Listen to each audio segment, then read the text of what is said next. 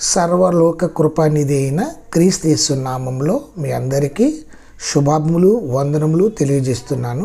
లేఖనాన్ని చదువుకున్న ప్రియులరా, ధర్మశాస్త్రం వినువారు దేవుని దృష్టికి నీతిమంతులు కాదు, కానీ ధర్మశాస్త్రమును అనుసరించి ప్రవర్తించేవాడే నీతిమంతుడిగా ఎంచబడతాడని లేఖనం సెలవిస్తుంది.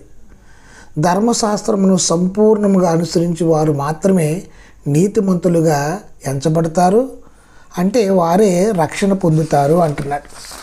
మరి వాక్యం చదివేసరికి అపోస్తలుడైన పౌలు చెబుతున్నాడు, వినడం మట్టుకు విని దానిని అనుసరించకపోతే ఫలితం ఏమీ లేదు అంటున్నాడు. యాకోబు గారు కూడా చెబుతారు, మీరు వినువారు మాత్రంగానే మిగిలిపోతే మీకు వచ్చేది ఏమీ లేదు అంటున్నాడు. చివరికి మనల్ని మనం మోసపుచ్చుకున్న వారం అవుతాం. కాబట్టి వాక్యం విషయంలో వినాలి, వినిన ప్రకారం బ్రతకాలి. అప్పుడే దాని ఫలితాన్ని మనం చూడగలం.